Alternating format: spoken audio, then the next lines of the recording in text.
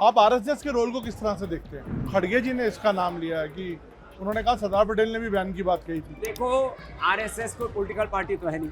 Political wing है जो है वो बीजेपी है। तो लड़ाई करने हैं तो अमित शाह जी और मोदी जी के साथ करो। उनसे लड़ाई होती नहीं है, उनसे उनको हरा नहीं पाते हैं। तो फिर जो है वो आरएसएस के ऊपर अभद्र टिप्पणियां करते रहते हैं। जो राष्ट्र विरोधी ताकतें, सनातन विरोधी ताकतें, देश विरोधी ताकतें, वो आरएसएस का या किसी भी हिंदुत्ववादी शक्ति का विरोध करते हैं। जिनके विचार भारत और भारतीयता से मेल नहीं खाते, वो फिर इस तरह के कुछ एजेंडा चाहते हैं। आप किस तरह से देखते हैं जो पोलराइजेशन हो रहा है? सनातन के नाम पर जो ऊंचा नीचा चल रहा है, ये सनातनी संस्कृति नहीं, ये तनातनी संस्कृति है। अभी बिहार में चुनाव हो रहे हैं, कैसे आपका आंकलन क्या है चुनावों को लेकर? बिहार में संघर्ष बड़ा जबरदस्त है, लेकिन मोदी जी का क्योंकि हिमालय जैसा एक व्यक्तित्व है, तो उसके बराबर कोई दूसरा चेहरा खड़ा नहीं हो पा रहा। बाबा जी, आपकी मैं देखता हूँ कंपनी भी बहुत अच्छे से प्रॉफिट कर रही है। अब मैं एक इस बिजनेस से रिलेटेड इशू पे बोलूँगा कि टैरिफ ट्रंप ने जो लगाया है, इसको लेके आपके क्या विचार हैं? नहीं, मैंने कहा टैरिफ वार है, टैरिफ टेररिज्म है। तो स्वदेशी क्या इसका आंसर है? स्वदेशी, स्वावलंबन, आत्मनिर्भरता का और अंतिम व्यक्ति के उदय का एक बहुत ही ऊंचा दर्शन है। अभी बिहार में चुनाव हो रहे हैं, कैसे आपका आंकलन क्या है चुनावों को लेकर? बिहार में संघर्ष बड़ा जबरदस्त है, लेकिन मोदी जी का क्योंकि हिमालय जैसा एक व्यक्तित्व है, तो उसके बराबर कोई दूसरा चेहरा खड़ा नहीं हो पा रहा। और मोदी जी का चेहरा, मोदी का चरित्र और मोदी जी का जो योगदान है, वो एक तरह से भगवान के वरदान जैसे है। तो पलड़ा तो इन्हीं का भारी अभी, लेकिन संघर्ष अच्छा है। लोकतंत्र में पक्ष और प्रतिपक्ष में जब ऐसे मुकाबला होता है, उसी में तो लोकतंत्र की खूबसूरती है। तो सर, मैं आता हूँ आरएसएस पे। आरएसएस को लेके भी आजकल, कल देखा हमने, कुछ लोगों ने कहा कि इसको बैन करना चाहिए। आप आरएसएस के रोल को किस तरह से देखते हैं? देखिए, आरएसएस आर्य समाज की तरह ही एक राष्ट्रवादी संगठन है, और उसमें भी डॉक्टर हेडगेवार जी से लेकर के श्रद्धेय गुरु जी गोलवलकर जी से लेकर के कितने महापुरुषों ने तपस्या की, और इस समय भी लाखों संघ के कार्यकर्ता हैं, वो देश के लिए काम करते हैं। इसलिए जो राष्ट्र विरोधी ताकतें, सनातन विरोधी ताकतें, देश विरोधी ताकतें, वो आरएसएस का या किसी भी हिंदुत्ववादी शक्ति का विरोध करते हैं। तो उसके पीछे उनके निहित कुछ एजेंडे हैं, स्वार्थ है। नहीं, जैसे पॉलिटिकल पार्टी, जैसे कल तो खड़गे जी ने इसका नाम लिया है कि उन्होंने कहा सरदार पटेल ने भी बैन की बात कही थी। देखो, आरएसएस कोई पॉलिटिकल पार्टी तो है नहीं। पॉलिटिकल विंग है जो है वो बीजेपी है। तो लड़ाई करने हैं तो अमित शाह जी और मोदी जी के साथ करो। उनसे लड़ाई होती नहीं है, उनसे उनको हरा नहीं पाते हैं। तो फिर जो है वो आरएसएस के ऊपर अभद्र टिप्पणियां करते रहते हैं। आरएसएस को मैं पिछले 2-3 दशकों से बहुत करीब से देख रहा हूँ। बहुत अच्छे तपस्वी लोग हैं उसमें। और हाँ, ये अवश्य है कि जिनके विचार भारत और भारतीयता से मेल नहीं खाते, वो फिर इस तरह के कुछ एजेंडा चाहते रहते हैं। बाबा जी, आपकी मैं देखता हूँ कंपनी भी बहुत अच्छे से प्रॉफिट कर रही है। अब मैं एक इस बिजनेस से रिलेटेड इशू पे बोलूँगा कि टैरिफ ट्रंप ने जो लगाया है, इसको लेके आपके क्या विचार हैं? नहीं, मैंने कहा टैरिफ वार है, टैरिफ टेररिज्म है, और ये बड़ा घातक है।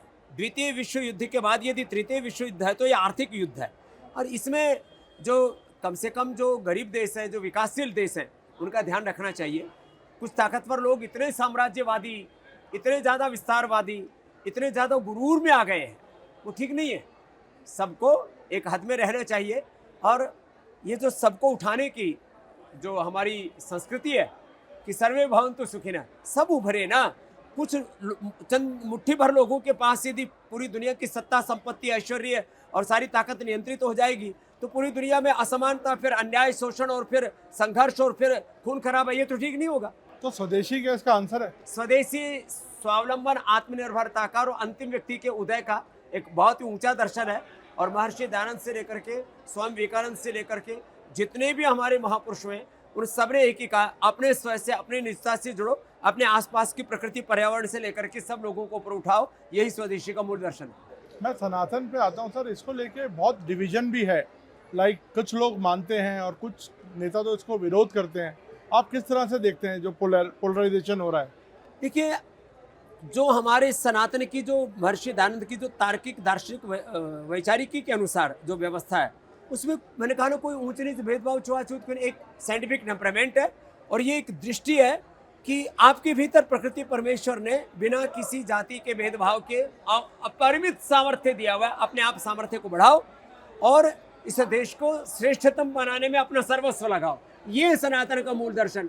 बाकी सनातन के नाम पर जो ऊंचा नीचा चल रहा है, ये सनातनी संस्कृति नहीं, ये तनातनी संस्कृति है।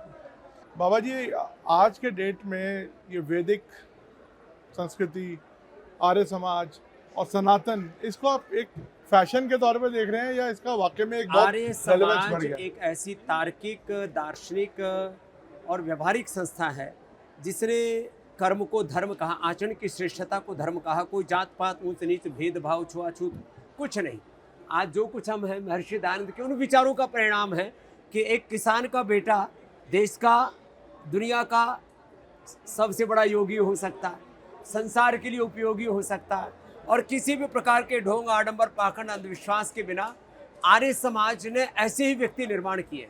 ये हमारे बिना आर्य जी आर्य समाज के पुरोधा है, और ये आज 65 एकड़ भूमि पर ये आर्य सम्मेलन मात्र एक प्रदर्शन नहीं है, ये वो दर्शन है वेदों का, ऋषियों का, कि सभी मनुष्य एक ईश्वर की संतान है, एक पूर्वजों की, एक धरती माता की, एक भारत माता की संतान है।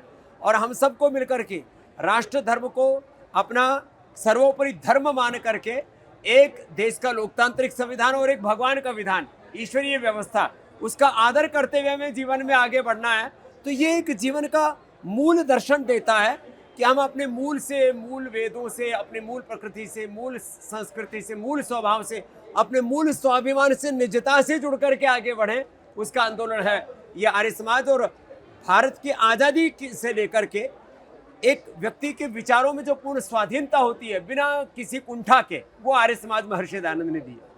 धन्यवाद सर, हमसे बात करने के लिए, शुक्रिया, थैंक यू।